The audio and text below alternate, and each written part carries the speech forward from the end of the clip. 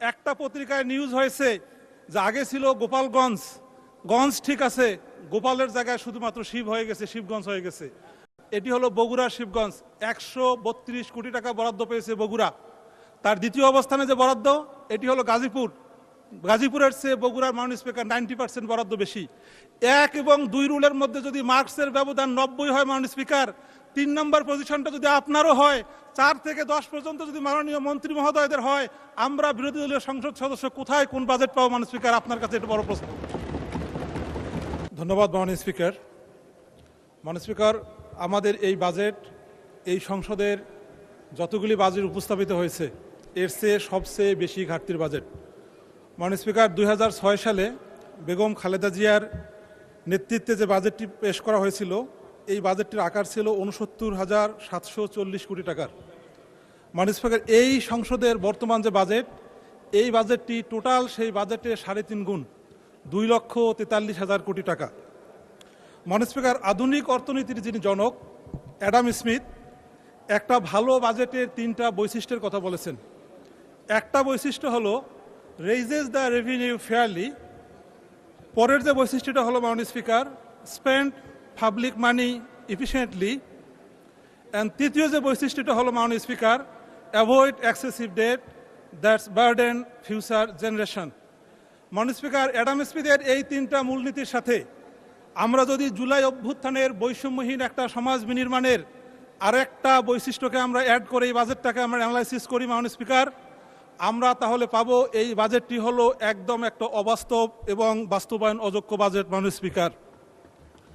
মাননীয় স্পিকার, অর্থমন্ত্রী ওনার বাজেট বক্তৃতায় খুব সুন্দর একটি কথা বলেছেন। উনি বলেছেন সম্পদের অসম বণ্টন, সুশাসনের ঘাটতি ও দুর্নীতির কারণে দেশে অর্থনৈতিক বৈষম্য ক্রমে বৃদ্ধি পাচ্ছে। কিন্তু দুঃখজনক হলে সত্য মাননীয় স্পিকার, এত সুন্দর বাস্তবধর্মী একটি বিষয় আইডেন্টিফাই হবার পরও মাননীয় অর্থমন্ত্রী কি করে এই বাজেটে দুর্নীতি বন্ধ হবে, কি করে এই বাজেটে সুশাসন প্রতিষ্ঠিত হবে, কি করে সম্পদের বণ্টন 300 আসনে সমানভাবে প্রতিষ্ঠিত হবে, এই ব্যাপারে এই বাজেটে কোনো দিক নির্দেশনা দেননি, কোনো পলিসি দেননি, কোনো স্ট্র্যাটেজি দেননি। মাননীয় স্পিকার, আমরা যদি লাস্ট 4 মাসের সরকারের বাজেট বাস্তবায়নের অবস্থা দেখি, আমরা দেখব মাননীয় স্পিকার, 30 এপ্রিল ত্রাণ মন্ত্রণালয় থেকে যে বাজেট সরকারি দলকে দেওয়া হয়েছে, বিরোধী দলকে সেটি দেওয়া হয়নি। মাননীয় প্রধানমন্ত্রীর নজরে নিয়ে আসার পরও মাত্র 10 থেকে 12% সেটি বাস্তবায়িত হয়েছে।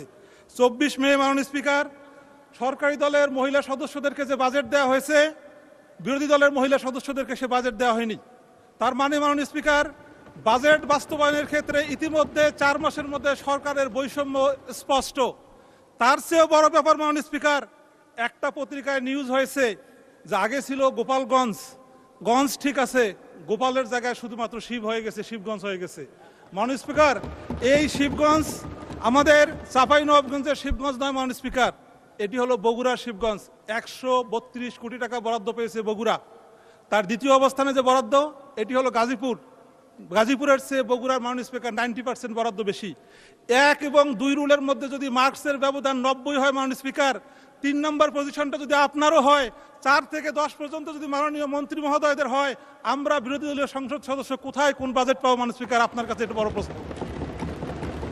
মাননীয় স্পিকার, এই সংসদ সদস্য হিসাবে 300 সদস্যের পক্ষ থেকে আপনার কাছ থেকে ডাইরেকশন চাই মাননীয় স্পিকার। এই বাজেটে 3 লক্ষ কোটি টাকা এডিবি নির্ধারণ করা হয়েছে। মাননীয় স্পিকার, আপনি মাননীয় অর্থমন্ত্রীকে একটা ডাইরেকশন দিবেন, এই 3 লক্ষ কোটি টাকা যেন 300 আসনে সমানভাবে বিভক্ত হয়। এই 3 লক্ষ কোটি টাকার জন্য প্রত্যেকটা আসনে 1000 কোটি করে টাকা পায় মাননীয় স্পিকার। আপনার কাছ থেকে এই ধরনের একটি প্রোটেকশন আমরা আশা করি। মাননীয় স্পিকার, এই বাজেটটা একটা বৈষম্যের দলিল। উত্তরাঞ্চল এই বাজেটে একদম বৈষম্য শিকার হয়েছে। মাননীয় স্পিকার, তিস্তা প্রজেক্টের কথা বলা হয়েছে কিন্তু বাজেট নাই। কুড়িগ্রামের মধ্যে ইপিজেডের কথা বলা হয়েছে কিন্তু বাজেট নাই। মাননীয় স্পিকার, উত্তরাঞ্চলকে কৃষির হাব করা হবে, বাজেট অপ্রতুল। আমরা সেনানিবাসের কথা বলেছিলাম, উল্লেখ নাই। কুড়িগ্রামে একটা মেডিকেল কলেজ চেয়েছিলাম মাননীয় স্পিকার, এই বাজেটে তার কোনো অবস্থান নাই। মাননীয় স্পিকার, চিলমারি থেকে রৌমারি পর্যন্ত আমরা একটা সেতু চেয়েছিলাম, এই বাজেটের মধ্যে তার কোনো অবস্থান নেই। আমার নির্বাচনী আসনের মাননীয় স্পিকার 71 ভাগ রাস্তা কাঁচা, এই 71 ভাগ রাস্তা যে পাকা হবে এর কোনো গ্যারান্টি আমি বাজেটের মধ্যে খুঁজে পাই না মাননীয় স্পিকার।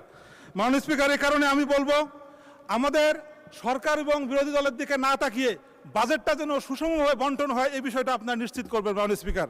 মাননীয় স্পিকার, আমি দ্বিতীয় যে কথাটি বলতে চাই সেটি হলো এই বাজেটটা একেবারে অবাস্তব মাননীয় স্পিকার। 6,04,000 কোটি টাকার যে এনবিআর থেকে যে ট্যাক্স উঠানোর কথা বলা হচ্ছে মাননীয় স্পিকার, এটি গত বছরে 5,64,000 টার্গেট থেকে মাত্র 3,69,000 কোটি টাকা বাজেট ট্যাক্স উঠেছে। মাননীয় স্পিকার, আমাকে 2 মিনিট সময় বাড়িয়ে দিবেন প্লিজ। এক বছর থেকে পরের বছরের রেভিনিউ যদি আমরা অ্যাসেস করি মাননীয় স্পিকার, সবচেয়ে বেশি রেভিনিউ ইনকাম হয়েছিল 2023 সালে, আগের বছরের চেয়ে 55,000 কোটি। মাননীয় স্পিকার, গত বছরের সাথে যদি 60,000 কোটিও আমরা যোগ করে দেই, তাহলে বর্তমান যে রেভিনিউয়ের টার্গেট করা হয়েছে মাননীয় স্পিকার, সেই রেভিনিউয়ের টার্গেটের 60% যদি উঠে মাননীয় স্পিকার, তাও এই বাজেটের মধ্যে প্রায় 4,42,000 কোটি টাকার ঘাটতি থাকবে মাননীয় স্পিকার। যে কারণে মাননীয় স্পিকার, এই বাজেটটা একটা অলিক বাজেট, এই বাজেটটা বাস্তবায়ন কোনোভাবেই সম্ভব না মাননীয় স্পিকার। এই বাজেটটা একটা গরিব মারার বাজেট মাননীয় স্পিকার। আমি যদি আপনাকে ছোট্ট একটা উদাহরণ দিই মাননীয় স্পিকার, গত বছরের এই বাজেটে মাননীয় স্পিকার, গত বছরের ট্যাক্স ইয়ারে একজন ব্যক্তির যদি 6 লক্ষ টাকা ইনকাম হতো, তার 3,50,000 কোটি টাকা রেয়াত,